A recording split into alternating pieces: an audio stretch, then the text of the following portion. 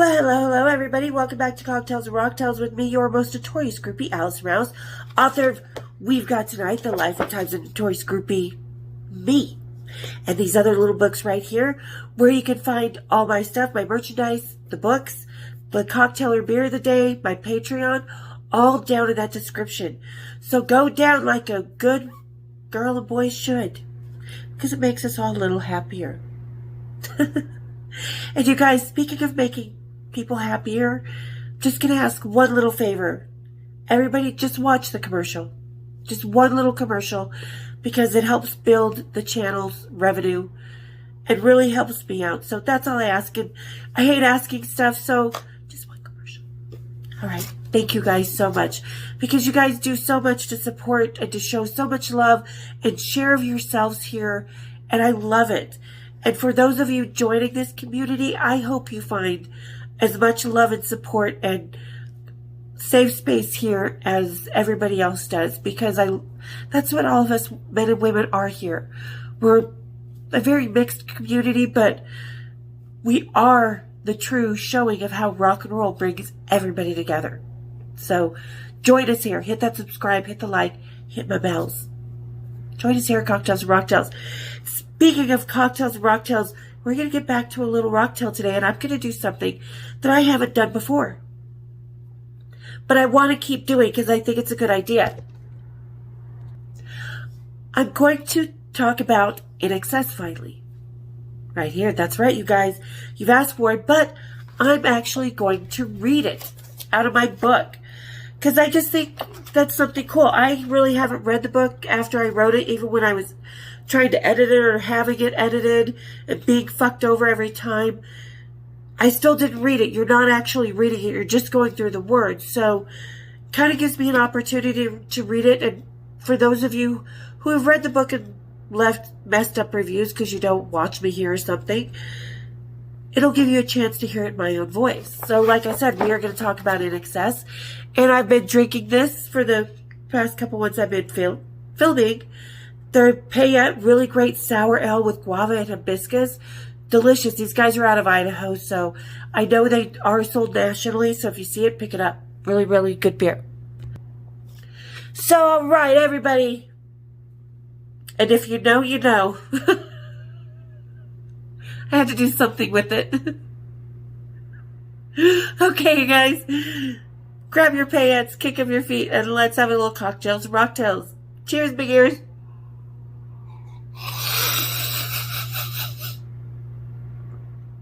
Sorry, because if you know that I was filming about the mustache rides, this kept falling off my face, so I just had to put it somewhere.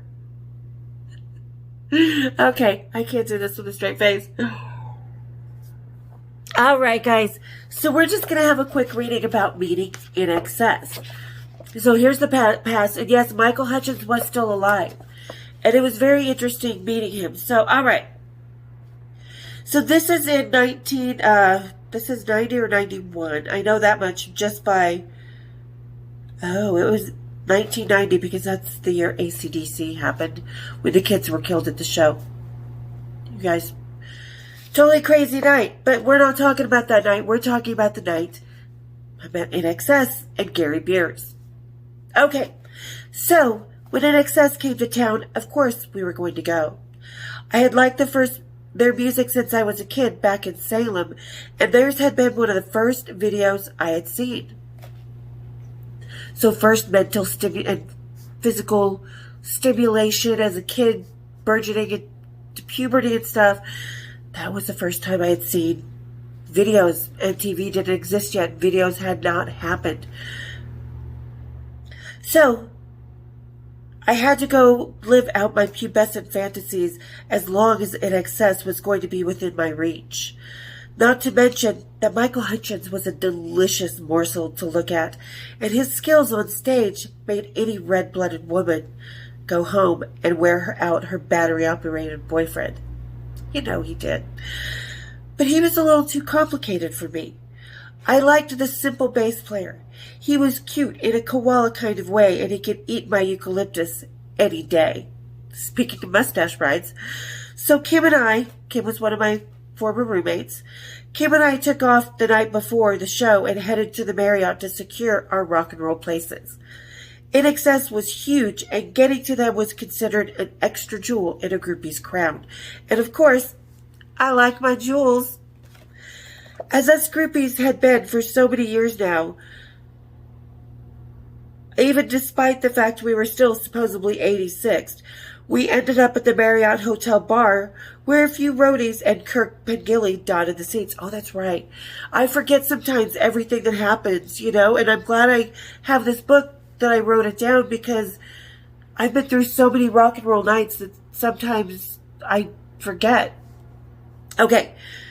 They noticed Kim and I immediately and sent drinks over. Sent drinks over? When did rockers start trying to be coy like that? I thought to myself. I liked the swagger and approach they had normally used. I liked to be scouted and cavemanned by my rockers. Kim and I gestured our thanks and waved the boys over. Because usually when they ordered you a drink, they would walk over and be like, hey, your lady's drinking. But no, these guys were a little bit shyer, so they sent it over. Okay. Perfect timing because Gary Beers and Tim Ferriss walked in as the other guys made their way to where Kim and I sat. So he joined the band game without even knowing it. Because as we know, the band game never cared for games they play, but the boys really always actually liked it. And after the usual flirty banter and many drinks later, we all decided we should go have a look at the Mormon temple just outside the hotel. That's the Marriott downtown, you guys. I'll put a link down to where I do a little tour downtown to show you the hotels. So anyway, back to the story. This had become a normal drunken activity. We had wandered the temple grounds with so many bands on their days off and had been kicked out with at least one for asking too many complicated questions. And tonight, this was the first place Gary actually kind of kissed me. He missed in his confident shyness and got to the side of my mouth. But when he did hit his target a couple seconds later, it was all good. And it was. He had this kind of soft, shy kiss. But at the same time, he was like, yeah, I'm kissing you.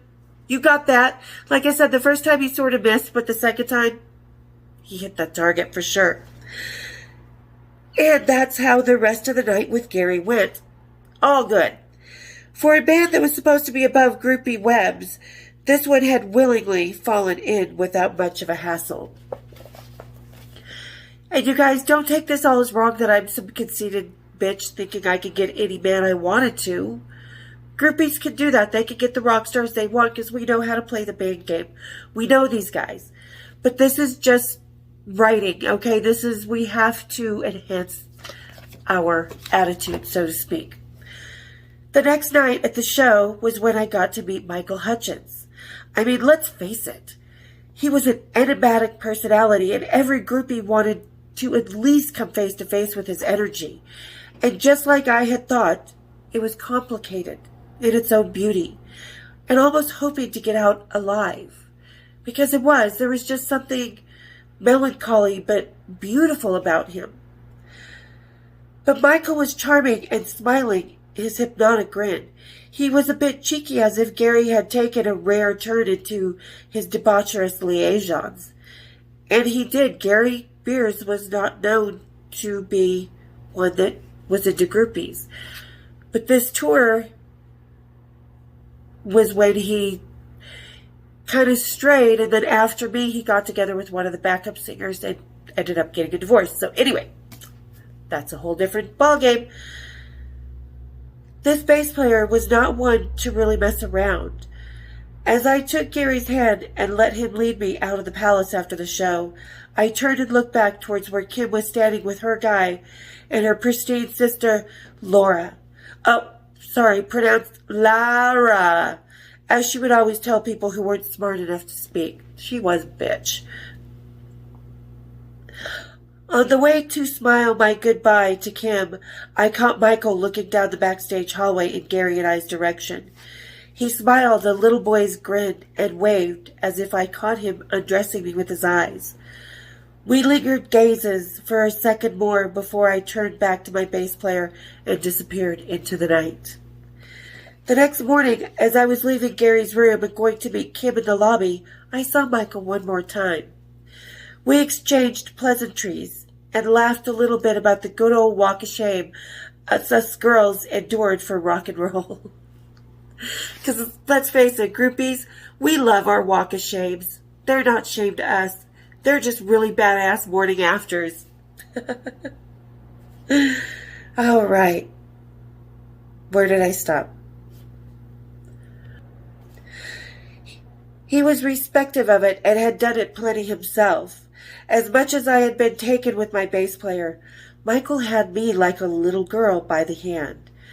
I was glad to have been able to experience even the tiniest bit of moment with him, and that kind of doomed yet carefree, enigmatic energy.